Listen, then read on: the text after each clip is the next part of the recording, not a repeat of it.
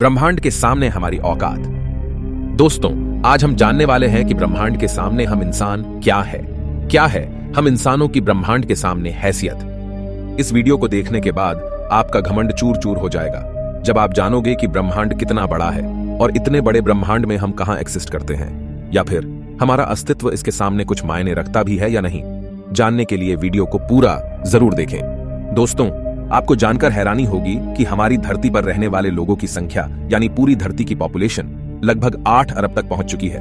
लेकिन धरती पर मौजूद ये सभी 8 अरब लोग लॉस एंजलिस जितनी जगह में समा सकते हैं। लॉस एंजलिस लगभग 1300 किलोमीटर के एरिया में फैला हुआ है। अगर हम बात करें हमारी धरती की, तो पूरी धरती लॉस एंजलिस से काफी ज्यादा बड़ी है। हमारी धरती का व्यास यानी धरती की मोटाई लगभग 13,000 किलोमीटर है।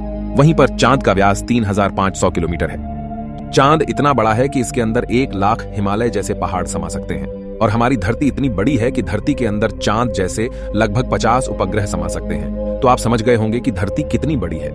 तो दोस्तों, जरा एक बार सोच कर देखिए, धरती के सामने हम कहां टिकते हैं। चांद धरती से 3,84,000 किलोमीटर की दूरी पर मौजूद है। इस दूरी के अंदर सोलर सिस्टम के सभी 8 ग्रह समा सकते हैं। अगर हम अपने सूरज की बात करें तो हमारा सूर्य धरती से 15 करोड़ किलोमीटर की दूरी पर मौजूद है। हमारे सूरज का व्यास लगभग 14 लाख किलोमीटर है। धरती के मुकाबले में सूरज इतना बड़ा है कि इसमें 13 लाख धरती समा सकती है।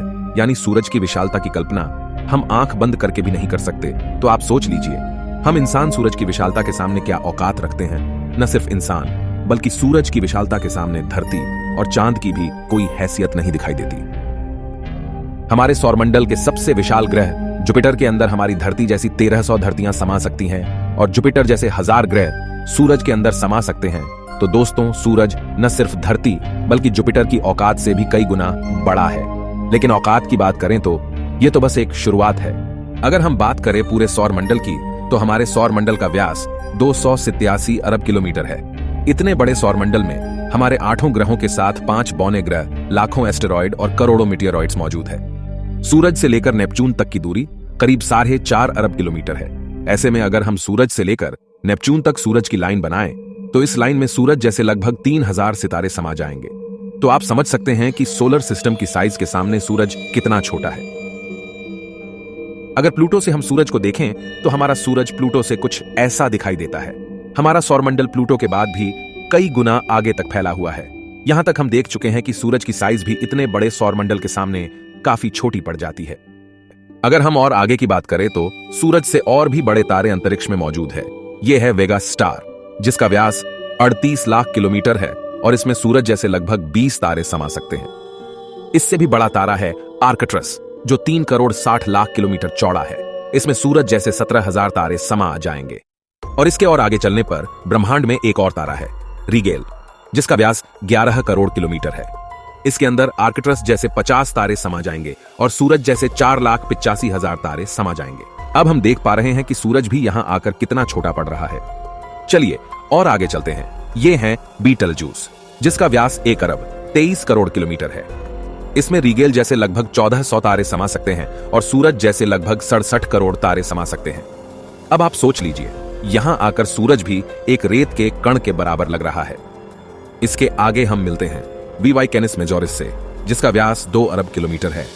और इससे भी बड़ा तारा है यूवाई स्कूटी, जिसका व्यास लगभग 2 अरब 40 लाख किलोमीटर है। और अब तक का झांक सबसे बड़ा तारा है स्टीफनसन 218, जिसका फैलाव 3 अरब किलोमीटर के बराबर है। यानी इस तारे के अंदर सूरज जैसे 9 अरब 83 लाख तारे समा सकते हैं। ब्रह्मांड में अब तक इससे बड़ा कोई सितारा नहीं मिला है और इस तारे के सामने सूरज का अस्तित्व न के बराबर है।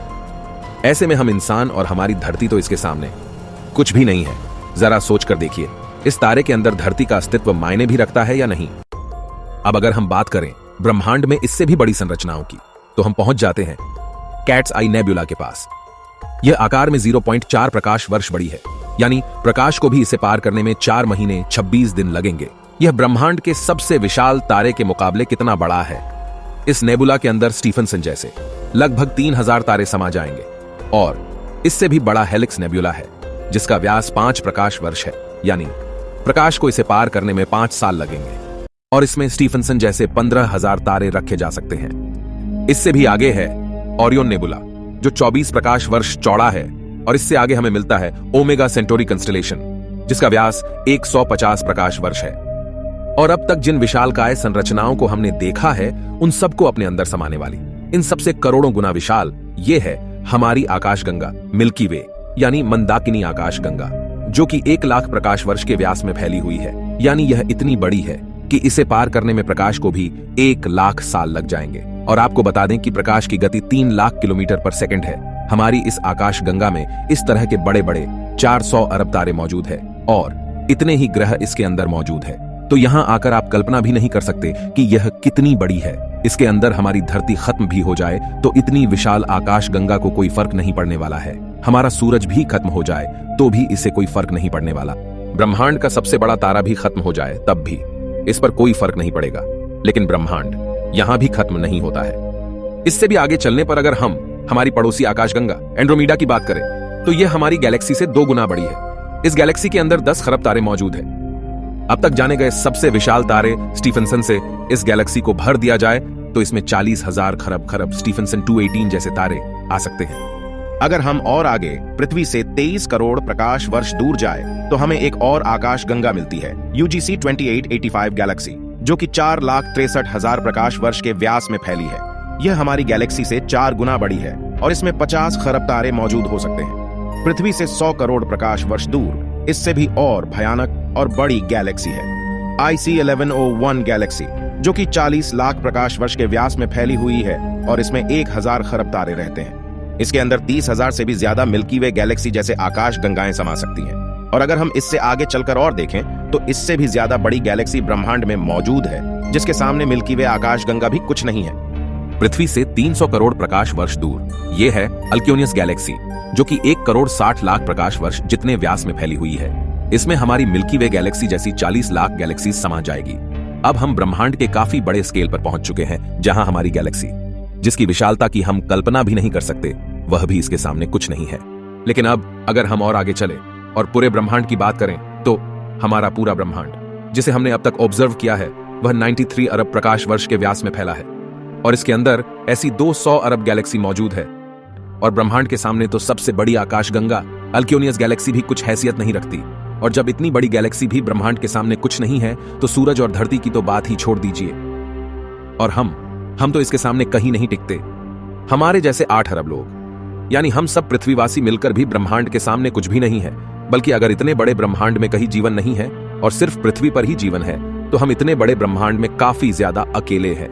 यहां पर ब्रह्मांड, जो हमारी सोच से भी बड़ा है, ये पूरी तरह से वीरान है। अगर ऐसा है तो ये काफी डरावना है। ये हमें बताता है कि हम कितने अकेले हैं। और अगर इसमें जीवन है भी तब भी हम कभी इतनी दूर तक एलियन से नहीं मिल सकते। और तब भी हम अकेले हैं इस ब्रह्मांड में, जबकि यह ब्रह्मांड भी यहां आकर नहीं थमता, क्योंकि फिलहाल हमने इससे आगे देखा भी नहीं है कि ब्रह्मांड का विस्तार और कितना आगे हो सकता है। अगर यह कहीं खत्म होता है तो उससे आगे भी क्या और ब्रह्मांड है? अगर हां, तो क्या वो हमारे ब्रह्मांड से भी बड़े हैं? दोस्तों, इस तरह सोचने का कोई अंत नहीं।